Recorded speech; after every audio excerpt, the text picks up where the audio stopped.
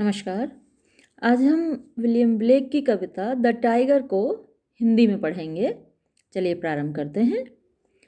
Tiger tiger burning bright in the forest of the night, what immortal hand or eye could frame the fearful symmetry.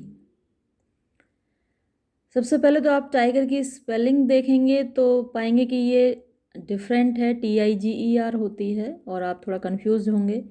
लेकिन tiger यहाँ पर एक symbol है, एक प्रतीक है भयानकता का, ताकत का। तो इसलिए थोड़ी स्पेलिंग अलग है। Tiger tiger burning bright. Tiger, तुम, अब बर्न का मतलब जलना होता है, लेकिन यहाँ जलना नहीं है, चमकना है। ब्राइट, शानदार तरीके से।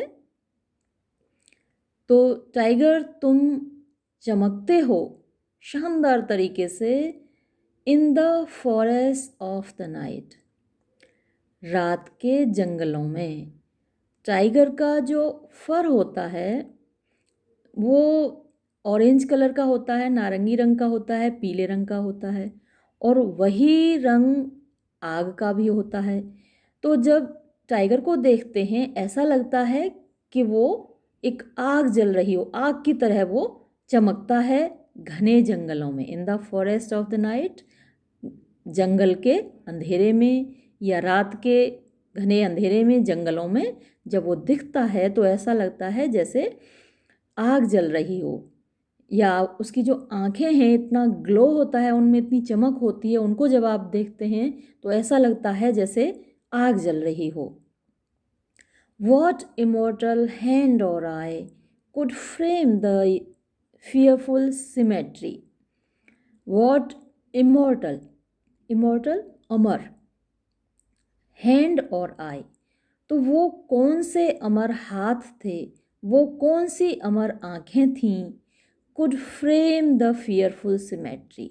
कुड फ्रेम, जो बना सकें, फ्रेम का मतलब कल्पना कर सकें, उसका ड्राफ्ट तैयार कर सकें, उसको सोच सकें, वो आंखें जो सपना देख सकें इस फियरफुल सिमेट्री की। सिमेट्री एक प्रोपोर्शनल बॉडी होती है, जो सिमेट्री होती है, एक उसमें कंसिस्टेंसी होती है। तो सिमेट्री जहाँ भी होती है वो सुंदर होती है। अब फियरफुल डरावना होता है और सिमेट्री ब्यूटीफुल होती है। ये दोनों चीज़ें साइड बाय साइड रखी हैं कवि ने। जक्सटेपोजिशन बोलते हैं इसको इंग्लिश में, साइड बाय साइड रखी हुई हैं। एक चीज़ सिमेट्रिकल भी है, ब्यूटीफुल भी है, सुंदर भी है, और वो फियरफुल भी है, भयानक भी है। तो ऐसी चीज़ की, ऐसे प्राणी की कल्पना किसने की, किस हाथ ने इनको बनाया। फ्रेम मीन्स बनाना भी है, फ्रेम मीन्स सोचना भी है, फ्रेम मीन्स कल्पना करना भी है। तो वो कौन सी आंखें थीं जिन्होंने फ्रेम किया, या अर्थात सपना देखा ऐसे भयानक सुंदर चीज़ का। या वो कौन से हाथ थे जिन्होंने तैयार किया, जिन्होंने बनाकर तैयार किया इतनी भयानक और इतनी सुंदर वस्तु को। तुम्हारे जैसी सुंदर चीज़, तुम्हारे जैसी भयानक चीज़ किसने तैयार की। In what distant deeps or skies burnt the fire of thine eyes? In what distant deeps, distant दूरी पर स्थित, deeps समुद्र, skies आसमान। तो कहाँ दूर समुद्र में, कहाँ दूर आसमान में, burnt the fire of thine eyes, तुम्हारी आँखों की आग जल रही थी। यानी तुम्हारी आँखों में जो आग है, जो चमक है आग जैसी, वो कहाँ थी। तुम्हारी आँखों में आने से पहले वो कहाँ एग्जिस्ट करती थी, कहाँ उसका अस्तित्व था। क्या वो डिस्टेंट डीप्स अर्थात दूर स्थित समुद्रों में था, महासागरों में था, और स्काइज या फिर ऊंचे आसमानों में था। कहाँ अस्तित्व था उस आग का, कहाँ थी वो आग तुम्हारी आँखों में आने से पहले। आज तुम्हारी आँखों में जल रही है, लेकिन तुम्हारी आंखों में आने से पहले वो आग कहाँ थी? On what wings dare he aspire? What the hand dare seize the fire? On what wings dare he aspire? कौन से पंख लेकर he aspire, dare he aspire, dare means हिम्मत करना, he वो जो तुम्हारा क्रिएटर था, aspire means उड़ा। तो अब यदि वो स्काइज में थी आग, तो उसको लाने के लिए, आसमान से नीचे लाने के लिए वो कौन से पंख लगाकर उड़ा, आसमान में पहुंचा कौन से पंखों से? On what wings dare he aspire, किन पंखों का प्रयोग करके वो आसमान में गया और उस आग को लेकर आया जो आज तुम्हारी आंखों में है। ये विंग्स का एक रेफरेंस है, एक पौराणिक कथा है यूनानी माइथोलॉजी में, कि इकेरस था जिसके पिता डेडालस थे और डेडालस पंख बनाते थे। उन्होंने एक पंख बनाकर इकेरस को जोड़ दिए मोम से, वैक्स से, और इकेरस बहुत खुश हुआ उन पंखों को पाकर और वो आकाश में उड़ता चला गया। उड़ते उड़ते वो बहुत ऊपर पहुंच गया जहां सूरज की गर्मी से मोम पिघल गया, क्योंकि मोम से जुड़े हुए थे वो पंख, और वो पंख टूटकर गिर गए और इकेरस की मृत्यु हो गई। तो उन पौराणिक पंखों का भी यहाँ रेफरेंस हो सकता है। On what wings dare he aspire, किन पंखों का प्रयोग करके वो आसमान में पहुंचा था, स्काइज में पहुंचा था उस आग को लेने जिससे तुम्हारी आंखें बनी। What the hand dare seize the fire, वो कौन से हाथ थे? वॉट द हैंड्स, कौन से वो हाथ थे? डेयर, जिनमें इतना साहस था, सीज द फायर, आग को पकड़ने का।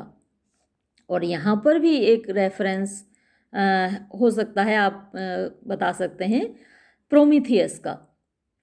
प्रोमीथियस एक गॉड था, यूनानी माइथोलॉजी में इसका भी जिक्र आता है। प्रोमीथियस एक देवता था जिसको इंसानों से बहुत प्यार था और उसने स्वर्ग से आग चुराकर इंसानों को दे दी। इस बात को लेकर देवताओं का राजा ज्यूस बहुत नाराज़ हुआ। उसने प्रोमीथियस को सजा दी।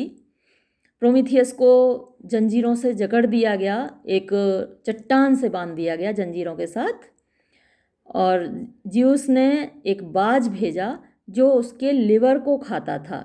लिवर में माना जाता था कि ये दया, प्रेम जैसी भावनाएं हैं वो लिवर में रहती हैं, यूनानी माइथोलॉजी में यही माना जाता था। तो उसके लिवर को खाने के लिए एक बाज भेजा। दिन में वो बाज खाता था लिवर को, और रात में उसका, प्रोमीथियस का लिवर फिर से उग आता था। लेकिन अगले दिन वो बाज फिर से उसके लिवर को नोचता था, जो कि बहुत पीड़ादायक होता था। ये सज़ा प्रोमीथियस को दी गई थी इस बात की कि उसने आग उनको, इंसानों को क्यों दी, स्वर्ग से चुराकर आग इंसानों को क्यों दी। तो यहाँ उसका रेफरेंस हो सकता है। What the hand dare seize the fire, वो कौन से हाथ थे जिनमें इतना साहस था कि वो आग को पकड़ लिया, उस आग को पकड़ लिया जिनसे तुम्हारी आंखें बनी हैं। And what shoulder and what art could twist the sinews of thy heart. And what shoulder, वो किसके मजबूत कंधे थे, अर्थात वो किसके मजबूत हाथ थे। एंड वॉट आर्ट, और वो कौन सी कला थी, वो कला किसके पास थी, वो मजबूत हाथ और वो कला किसके पास थी। Could twist the sinews of thy heart, जिससे वो ट्विस्ट कर सके। कुड ट्विस्ट, ट्विस्ट कर सके मतलब शेप दे सके, आकार दे सके। किसको? The sinews of thy heart, तुम्हारे हार्ट की, तुम्हारे हृदय की मांसपेशियों को। यानी तुम्हारा हृदय बनाया किसने, किसके मजबूत हाथ थे जिसने इतना मजबूत हृदय बनाया, किसके पास वो कला थी, एंड व्हाट आर्ट, किसके पास वो कला थी जो ट्विस्ट कर सकी, जो आकार दे सकी, जो शेप दे सकी तुम्हारे हृदय की सिन्यूज को, तुम्हारे हृदय की मांसपेशियों को। And when thy heart began to beat, and when thy heart, और जब तुम्हारा हृदय began to beat, धड़कने लगा, अर्थात जब तुम्हारे अंदर जीवन आ गया, तुम जीवित हो उठे, तुम सजीव हो उठे, उस वक्त what dread hand and what dread feet, वो जो हाथ थे बनाने वाले के, क्या वो डरे? एंड वॉट ड्रेड फीट, क्या उसके पैर कांपे डर से? क्या उसके हाथ पैर डर गए? क्या उसके हाथ पैर फूल गए, कांप गए तुम्हारी आकृति को देखकर?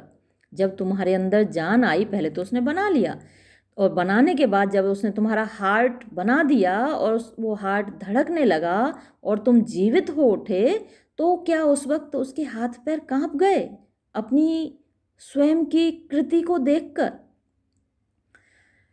What the hammer, what the chain, in what furnace was thy brain, what the anvil, what dread grasp, dare its deadly terrors clasp. यहाँ एक एनालॉजी है, आप कह सकते हैं एक तुलना है। जो बनाने वाला है, जो निर्माता है, जो क्रिएटर है टाइगर का, उसकी तुलना एक आयरन स्मिथ से, यानी कि एक लोहार से की गई है। और जो लोहार जितने यंत्रों को प्रयोग करता है उनको भी यहाँ पर मेंशन किया गया, उनका यहाँ पे बताया गया है। देखिए, व्हाट द हैमर, वो कौन सा हथौड़ा था, किस मेटल से बना हुआ वो हथौड़ा था, किस धातु का हथौड़ा था। व्हाट द चेन, वो कौन सी जंजीरें थीं। अब क्योंकि इसमें जान आ गई है, उसका हृदय धड़कने लगा है, तो उसको कंट्रोल करना, उसको नियंत्रित करना इतना आसान तो नहीं है, हाथ से पकड़ना अब तो आसान नहीं है, तो अब चेन्स की ज़रूरत पड़ी। तो वो कौन सी चेन थी, वो कौन सी जंजीरें थीं। What the hammer, what the chain, वो कौन सा हथौड़ा था, वो कौन सी जंजीरें थीं। In what furnace was thy brain, कौन सी भट्टी में तुम्हारा ब्रेन था। फर्नेस होती है, इसको भी जो लोहार होते हैं वो यूज़ करते हैं, प्रयोग करते हैं धातुओं को पिघलाने के लिए। तो कौन सी भट्टी में पिघलाकर तुम्हारा ब्रेन, तुम्हारा मस्तिष्क तैयार किया गया था। व्हाट द एनविल, कौन सी एनविल प्रयोग हुई थी। एनविल, इसको लोहार प्रयोग करते हैं, हिंदी में इसको निहाई बोलते हैं। तो वो कौन सी निहाई थी, निहाई पर रखकर वो लोहे को पीटते हैं, आकार देते हैं, लोहे को फर्नेस में, भट्टी में गर्म करते हैं, और फिर जो वो सॉफ्ट हो जाता है, पिघल जाता है, तो उसको एनविल पर रखकर, निहाई पर रखकर हैमर से, हथौड़े से पीटते हैं और उसको मनचाहा आकार देते हैं। तो वो कौन सी निहाई थी, व्हाट द एनविल, वो कौन सी निहाई थी जिस पर रखकर तुम्हारे ब्रेन को, तुम्हारे मस्तिष्क को आकार दिया गया। व्हाट ड्रेड ग्रैस्प, किसकी इतनी भयानक पकड़ थी। ड्रेड ग्रैस्प, ग्रैस्प मीन्स पकड़, किसके हाथ इतने मजबूत थे, किसकी पकड़ इतनी मजबूत थी। Dare its deadly terrors clasp, के डेयर मीन्स साहस करना, इट्स डेडली टेरर्स यानी टाइगर के भयानक आकार को, भयानक शरीर को जो क्लैस्प मीन्स ग्रैब कर सकी, पकड़ सकी। तो इतनी ताकत कौन से हाथों में थी, किसकी पकड़ इतनी मजबूत थी कि वो इस टाइगर के, तुम्हारे शरीर को पकड़ सकी। When the stars threw down their spears and watered heaven with their tears. When the stars, जब सितारों ने threw down their spears, अपने भाले फेंक दिए, यहाँ सितारों को आप इंटरप्रेट कर सकते हैं, सितारों का आप अर्थ लगा सकते हैं एंजल्स, देवदूत, जो कि ईश्वर के लिए कार्य करते हैं। ईश्वर सभी कार्य खुद नहीं करते, कुछ कार्य उनके देवदूत करते हैं। तो अब जब ईश्वर ने टाइगर जैसी वस्तु बना दी, भयानक वस्तु, तो उसको देखकर वो देवदूत कुछ निराश हुए, हताश हुए, नाराज हुए, क्रोधित हुए। तो उन्होंने निराश, हताश, क्रोधित होकर अपने स्पीयर्स फेंक दिए, अपने भाले फेंक दिए। When the stars threw down their spears, जब सितारों ने अपने भाले फेंक दिए, या जब देवदूतों ने अपने भाले फेंक दिए। And watered heaven with their tears, और अपने आंसुओं से आसमान को भर डाला। वो निराश हो गए, डर गए और रोने लगे, और उनके आंसुओं से आसमान भर गया। ऐसे समय में did he smile his work to see, जब देवदूत रोने लगे, सितारे रोने लगे और सारा आसमान उनके आंसुओं से भर गया, ऐसे समय में तुम्हारा निर्माता क्या मुस्कुराया? Did he smile his work to see, क्या वो मुस्कुराया अपना काम देखकर, अपनी संरचना को देखकर, अपनी कृति को देखकर? तुम्हें उसने बनाया तो तुम्हें देखकर क्या वो मुस्कुराया? Did he who made the lamb make the, did he, क्या वही था, हु मेड द लैम्ब, जिसने मेमने को बनाया, मेक दी, उसी ने तुम्हें बनाया। अच्छा, एक चीज़ आप नोटिस कीजिएगा कि लैम्ब कैपिटल लेटर से लिखा हुआ है, और टाइगर भी देखिए, यहाँ भी देखिए टाइगर कैपिटल लेटर से, यहाँ टाइगर कैपिटल लेटर से, और स्टार्टिंग में यहाँ भी कैपिटल लेटर से है। तो कैपिटल लेटर का यूज़ किया जाता है, या तो पर्सोनिफिकेशन होता है, या फिर यहाँ ये सिंबलाइज करता है किसी चीज़ को। तो लैम्ब भी कैपिटल लेटर से लिखा गया, ये सिंबलाइज करता है इनोसेंस को, ये इनोसेंस का प्रतीक है, कोमलता का प्रतीक है, मासूमियत का प्रतीक है। और टाइगर वो शक्ति का प्रतीक है, वो क्रूअल्टी का प्रतीक है, निर्दयता का प्रतीक है। जितना मासूम लैम्ब होता है, मेमना होता है, उतना ही निर्दयी टाइगर होता है। तो ये एक पैराडॉक्स है, साइड बाय साइड पैरेलल रखा हुआ है, समानांतर रखे हुए हैं दोनों चीज़ें। टाइगर जो कि शक्ति का और निर्दयता का प्रतीक है, और लैम्ब, मेमना, जो कि कोमलता और सहानुभूति, इन सब चीज़ों का प्रतीक है। So did he who made the lamb make the, क्या वही जिसने लैम्ब को बनाया, जिसने मेमने को बनाया, उसी ने तुम्हें बनाया। Tiger, tiger burning bright in the forest of the night, what immortal hand or eye dare frame thy fearful symmetry। अब ये जो 4 लाइन्स हैं, ये वही बिगिनिंग की लाइन है, शुरुआत की लाइन है। ये 4 लाइन यहाँ भी थी, और ये 4 पंक्तियाँ यहाँ भी हैं। एक अंतर है कि यहाँ चौथी पंक्ति में था could frame the fearful symmetry, और यहाँ चौथी पंक्ति में है डेयर फ्रेम दाई फियरफुल सिमेट्री। तो कुड शब्द जब प्रयोग होता है तो वो क्षमता दर्शाता है।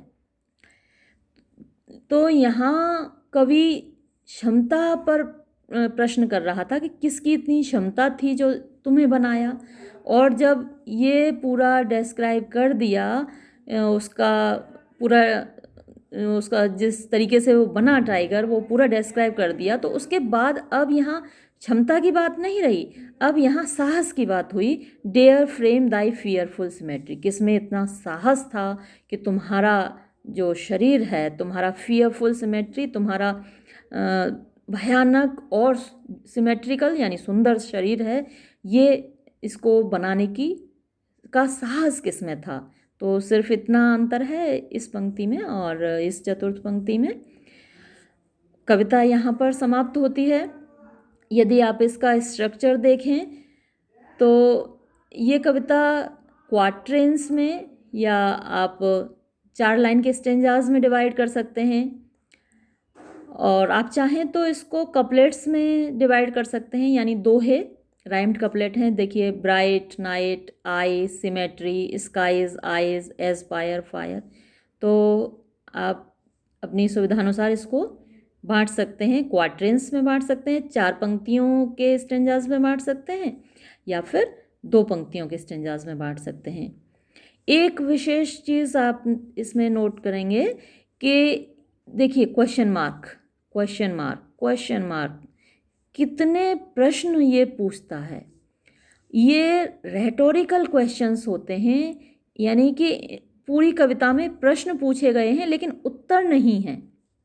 ये एनिग्मेटिक क्वेश्चंस हैं, ये रेटोरिकल क्वेश्चंस हैं जो एक बात कहने का तरीका है। ये प्रश्न हैं लेकिन इनके उत्तर नहीं दिए जाते, इनके उत्तर प्रश्न में ही इम्प्लाइड होते हैं, प्रश्न में ही इनके उत्तर छिपे होते हैं। जैसे कि आप ये देखिए, what immortal hand or eye could frame the fearful symmetry. ये एक प्रश्न है, एक रेटोरिकल क्वेश्चन है कि कौन सी वो अमर हाथ थे, कौन सी वो अमर आँखें थीं जो तुम्हारे इस ताकतवर, तुम्हारे इस भयानक शरीर को बना सके, उसकी कल्पना कर सके। अब देखिए, अमर आँखें थीं, इसी रेटोरिकल क्वेश्चन में खुद ही जवाब छिपा है। अमर आँखें किसकी हैं? हमारी तो नहीं हैं, इंसानों की तो नहीं है। किसकी हैं? देवी देवताओं की हैं या फिर ईश्वर की हैं। तो इस रेटोरिकल क्वेश्चन में, इस प्रश्न में स्वयं ही इसका उत्तर छिपा है। इसका उत्तर कहीं भी, किसी भी प्रश्न का उत्तर इस कविता में नहीं दिया गया है, क्योंकि इनके उत्तर स्वयं ही इन प्रश्नों में छिपे हुए हैं। बहुत सुंदर कविता है। यहाँ पर ये समाप्त होती है। मुझे उम्मीद है आपको पसंद आई होगी। धन्यवाद।